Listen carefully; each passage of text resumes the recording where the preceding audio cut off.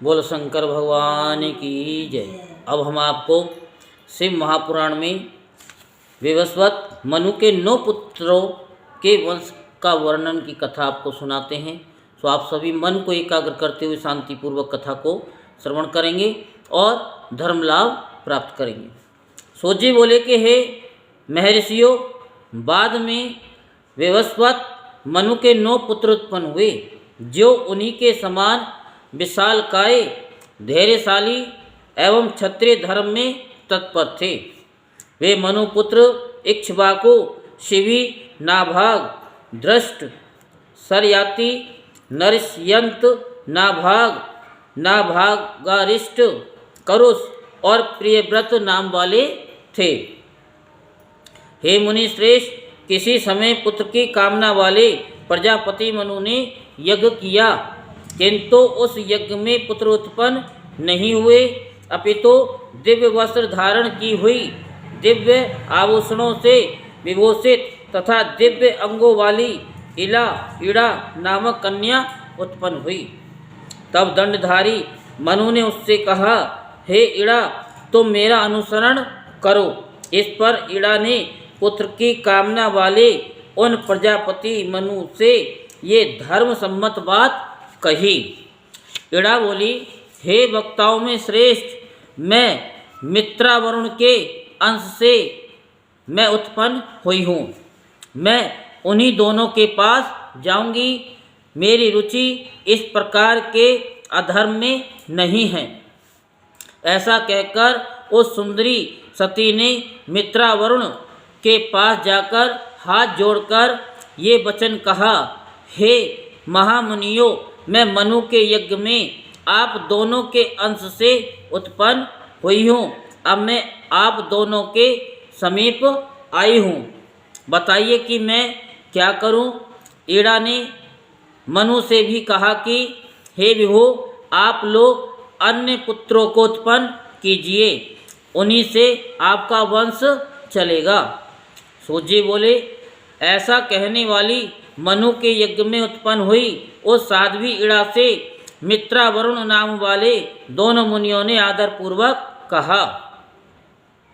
मित्रावरुण बोले, हे धर्मज्ञ, हे सुश्रोणी, हे सुंदरी, हम दोनों तुम्हारे इस विनय, नियम तथा सत्य से प्रसन्न हैं। हे महाभागे, तुम हम दोनों की ख्याति प्राप्त करोगी और तुम ही मनु का वंश बढ़ाने वाला पुत्र होगी, जो सुधुमन नाम से तीनों लोकों में विख्यात होगा और संसार का प्रिय, धर्म पारायण तथा मनु वंश को बढ़ाने वाला होगा। सूजी बोले, ऐसा सुनकर वह लौट करके अपने पिता के पास जाने लगी। तभी अवसर पाकर बुद्ध ने उसे संग के लिए आमंत्रित किया। उसके पश्चात चंद्रमा पुत्र बुद्ध से उस इड़ा में राजा पुरुरवा की उत्पत्ति हुई। वह पुत्र अत्यंत सुंदर, बुद्धिमान और उन्नत था, जो आगे चलकर उर्वशी का पति हुआ। इस प्रकार प्रेम पूर्वक पुरुरवा नामक पुत्र को जन्म देकर वह शिवजी की कृपा से उन्हें सुधुमन ही यानी हो गया। सुधुमन के 3 परम धार्मिक पुत्र हुए, उत्कल, गए तथा पराक्रमी विनीताश्व। हे विप्रो, उत्कल की राजधानी उत्कला उड़ीसा हुई। विनीताश्व को पश्चिम दिशा का राज्य मिला। और हे मुनि श्रेष्ठ, गय की राजधानी पूर्व दिशा में गया नाम की पुरी कही गई। हे तात, मनु के दिवाकर के शरीर में प्रविष्ट होने पर इस पृथ्वी को इक्ष्वाकु ने 10 भागों में विभक्त किया। ज्येष्ठ पुत्र इक्ष्वाकु ने मध्य देश प्राप्त किया। वशिष्ठ के वचन के अनुसार उन महात्मा सुधुमन के प्रतिष्ठानुसार राज्य हुआ। प्रतिष्ठानपुर जो है राज्य हुआ। महायशस्वी सुधुमन ने भी प्रतिष्ठान का राज्य प्राप्त कर उसमें धर्म राज्य की प्रतिष्ठा की और वह प्रतिष्ठान नामक नगर पुरुरवा को दे दिया। हे मुनि श्रेष्ठो, इस प्रकार जो मनुपुत्र सुधुमन थे वह स्त्री पुरुष के लक्षण से युक्त राजा हुए। नरसियंत के पुत्र शक हुए, नभग यानी नाभाग के पुत्र अमरीश हुए, उन्हें वालक देश प्राप्त हुआ और सरियाती ने पर युगम संतान को उत्पन्न किया, जिसमें पुत्र अनर्त नाम से प्रसिद्ध हुआ तथा कन्या का नाम सुकन्या हुआ, जो च्यवन की पत्नी बनी।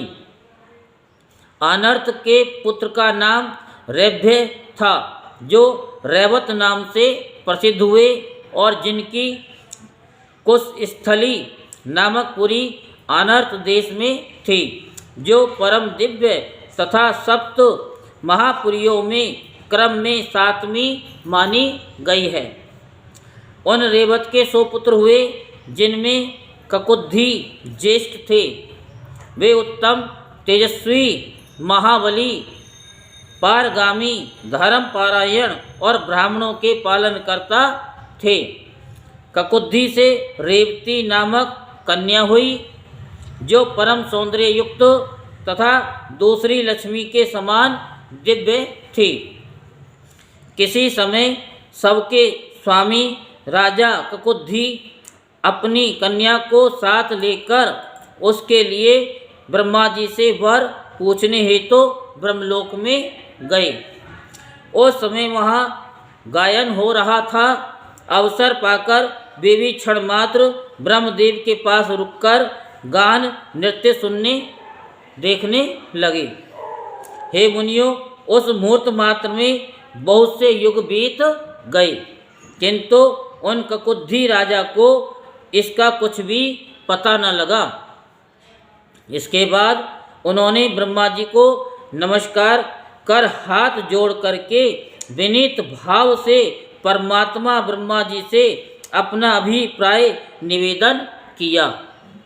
उनका अभिप्राय सुनकर वे प्रजापति कुशल मंगल पूछकर महाराज ककुद्धि से हंसकर कहने लगे। ब्रह्मा जी बोले, हे राजन, हे रैव्यपुत्र, हे ककुद्धिन, हे पृथ्वीपते, मेरी बात प्रेम पूर्वक सुनिए। मैं पूर्ण सत्य कह रहा हूँ। आप जिन वरों को हृदय से चाहते हैं उन्हें काल ने हरण कर लिया है। अब वहाँ उनके गोत्र में भी कोई नहीं रहा, क्योंकि काल सबका भक्षक है। हे राजन, पुण्यजनों एवं राक्षसों ने आपकी पुरी को भी नष्ट कर दिया है। इस समय चल रहे 28वें द्वापर में श्री कृष्ण ने पुनः उसका निर्माण कराया है। अनेक द्वारों वाली उस मनोरम पुरी का नाम द्वारावती है। वह वासुदेव आदि भोज, वृषणी तथा अंधक वंशियों से सुरक्षित है। हे राजन, अब आप प्रसन्नचित होकर वहीं चले जाइए और अपनी इस कन्या को वसुदेव पुत्र बलदेव को प्रदान कर दीजिए। सूत जी बोले, इस प्रकार आज्ञा प्राप्त कर वे राजा ककुद्धि उन्हें नमस्कार कर कन्या के साथ उस पुरी को गए और बहुत से युगों को बीता हुआ जानकर परम विस्मय को प्राप्त हुए। इसके बाद उन्होंने अपनी रेवती नामक युवती कन्या को शीघ्र ही विधि पूर्वक श्री कृष्ण के ज्येष्ठ भ्राता बलराम को अर्पित कर दिया। तत्पश्चात वे महाप्रभु राजा मेरु के दिव्य शिखर पर चले गए और तपस्या में निरत होकर शिवाराधन करने लगे। ऋषि बोले, हे सूत जी, वे ककुद्धि बहुत युगों तक ब्रह्मलोक में स्थित रहे, किंतु युवा रहकर ही मृत्युलोक को लौटे। हम लोगों को ये महान संशय है। सूत जी बोले, हे मुनियों, महापर ब्रह्मा जी के समीप किसी को भी जरा, क्षुधा, प्यास आदि विकार एवं अकाल मृत्यु आदि कुछ नहीं होता है। अतः वे राजा तथा वह कन्या जरा एवं मृत्यु को प्राप्त नहीं हुए और वे अपनी कन्या के लिए वर हेतु परामर्श करके युवा ही लौट आए। इसके बाद उन्होंने श्री कृष्ण द्वारा निर्मित दिव्य द्वारकापुरी में जाकर अपनी कन्या का विवाह बलराम के साथ कराया।